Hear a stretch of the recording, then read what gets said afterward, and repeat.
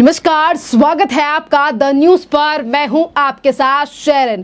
प्रधानमंत्री नरेंद्र मोदी की सरकार के द्वारा लाए जा रहे हैं 3 बड़े कानून, पर उससे पहले ही पश्चिम बंगाल की मुख्यमंत्री ममता बनर्जी को मोदी सरकार द्वारा लाए गए कानूनों से लग गया है डर, क्योंकि ममता बनर्जी ने प्रधानमंत्री नरेंद्र मोदी को पत्र लिखकर कहा है कि जो 3 आपराधिक कानूनों को लेकर आ रही है सरकार, वो कानून लागू ना किए जाएं। जी हां, पश्चिम बंगाल की मुख्यमंत्री ममता बनर्जी लगातार 3 आपराधिक कानूनों को लेकर अपना विरोध दर्ज कर रही हैं और अब उन्होंने देश के प्रधानमंत्री नरेंद्र मोदी को पत्र लिख दिया है। आपके लिए बता दें कि ममता बनर्जी पहले भी इन 3 आपराधिक कानूनों को लेकर गृह मंत्री अमित शाह को पत्र लिख चुकी हैं और अब प्रधानमंत्री नरेंद्र मोदी को लिखे पत्र में ममता बनर्जी ने लिखा है कि ये 3 आपराधिक कानून जो हैं वो फिलहाल लागू ना किए जाएं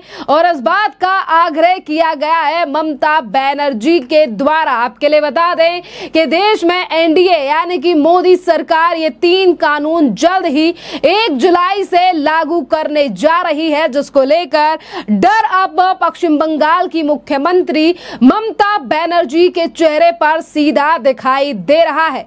ममता बनर्जी ने प्रधानमंत्री नरेंद्र मोदी को लिखे पत्र में कहा है कि नए आपराधिक कानूनों को अभी लागू नहीं किया जाए तो इनकी कानून की नए सिरे से संसदीय समीक्षा संभव हो, यानी कि जो अभी कानून लाए जाने हैं इनकी समीक्षा फिर एक बार सरकार कराए।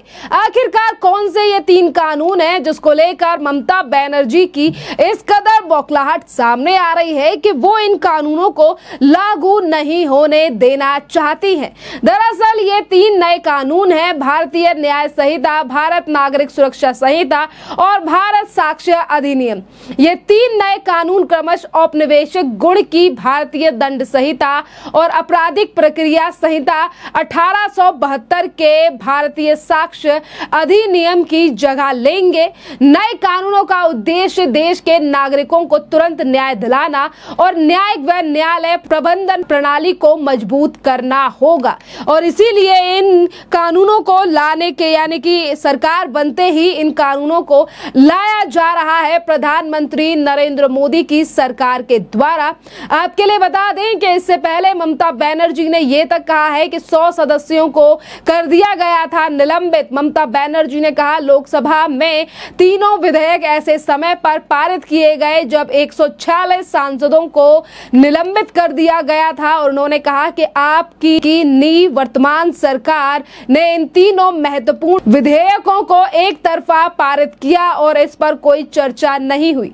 उस दिन लोकसभा के लगभग 100 सदस्यों को निलंबित कर दिया गया था और दोनों सदनों में कुल 146 सांसदों को संसद से बाहर कर दिया गया था और इसी पर ममता बनर्जी ने कहा है कि काले समय पर विधेयकों को पास किया गया। इसी के साथ ममता बनर्जी ने कहा लोकतंत्र के उस काले समय में विधेयकों को तानाशाही के तरीके से पास किया गया। मामला अब समीक्षा का हकदार है, इसीलिए मैं आग्रह करती हूं कि कम से कम नए कानूनों को लागू करने से जो यानी कि जो तारीख है 1 जुलाई उस तारीख से टाल दिया जाए और इस पर जो है वो सरकार फिर एक बार विचार करे और इनकी समीक्षा भी की जानी चाहिए। इसी के साथ ममता बनर्जी कह रही हैं कि विधेयक में किए गए जरूरी बदलावों को नए सिरे से विचार विमर्श और जांच के लिए नव निर्वाचन संसद के समक्ष रखा जाना चाहिए।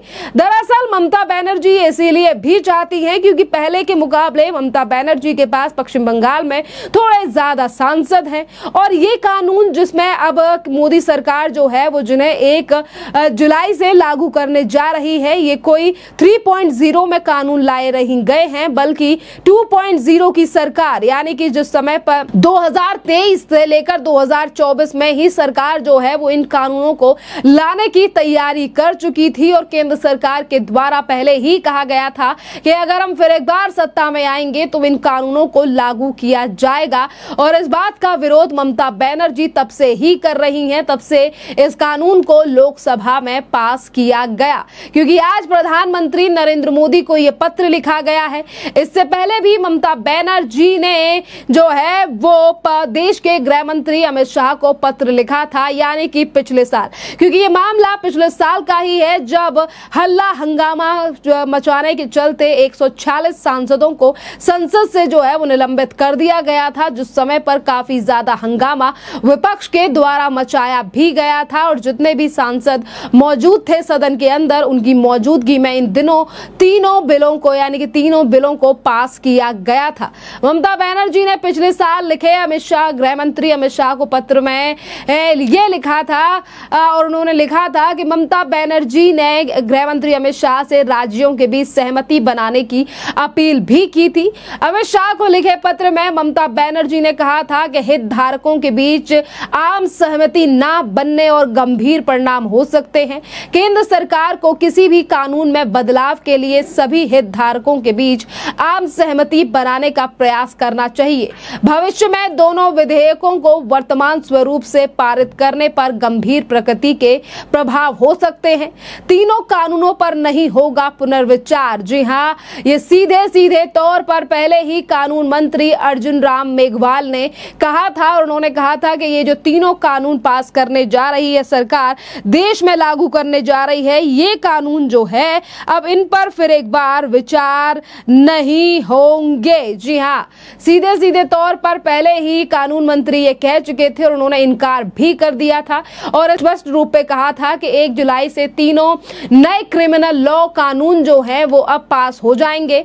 नए कानून को अमल में लाने के लिए नोटिफिकेशन भी जारी हो चुका है और अब उस पर कोई पुनर्विचार नहीं किया जाएगा।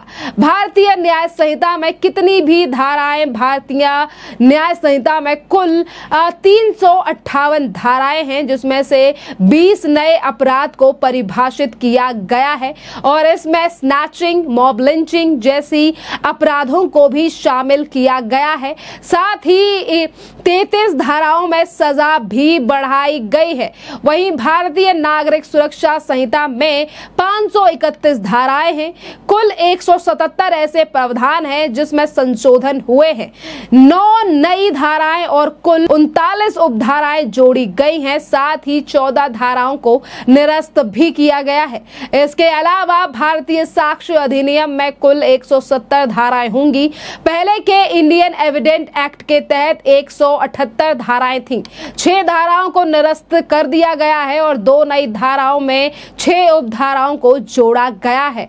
यानी कि क्रिमिनल रिकॉर्ड से लेकर जिस तरीके से अगर हम बात करें इस पूरे कानून को लेकर, जिसे लेकर आने की बात कर रही है केंद्र सरकार, जो 1 जुलाई से लागू हो जाएगा, देश और बदलाव को देखते हुए ये जो बदलाव है ये किए गए हैं। क्योंकि देखिए, पहले मॉब लिंचिंग जैसी बातें सामने नहीं आती थी और ना ही तो स्नैचिंग का मामला ज्यादा था और जिस तरीके से क्राइम रेट भी हमारे देश के कई राज्यों में बढ़ चुका है, जिसको मद्देनजर रखते हुए केंद्र सरकार के द्वारा इन धाराओं में जो है वो बदलाव करने पड़े हैं और ये 3 नए कानून जो है वो केंद्र सरकार लाने जा रही है। जहां एक तरफ देश की जनता के हित के बारे में सोचते हुए केंद्र सरकार के द्वारा ये कानून लाए जा रहे हैं, तो आखिरकार पश्चिम बंगाल की मुख्यमंत्री ममता बनर्जी को आखिरकार क्यों सता रहा है इन तीनों बिलों और कानूनों से इतना ज्यादा डर? क्योंकि आज ये सवाल लगातार उठ रहा है। जो ममता बनर्जी पश्चिम बंगाल को सबसे ज्यादा सेफ राज्य बताती हैं, अपने पश्चिम बंगाल को लेकर लगातार वो बड़ी बड़ी बातें करती हैं, तो आज अगर एक नागरिक की सुरक्षा को लेकर केंद्र सरकार ये बिल या कानून लेकर आ रही है, तो इससे इतना डर ममता बनर्जी को आखिर क्यों है? क्योंकि आज ये सोशल मीडिया के माध्यम से लगातार सवाल जो है वो ममता बनर्जी के पत्र और ममता बनर्जी की घबराहट को लेकर उठ रहा है। खैर, इस पूरे मामले पर आपकी जो भी राय हो, आप हमें कमेंट कर जरूर बताइए। धन्यवाद।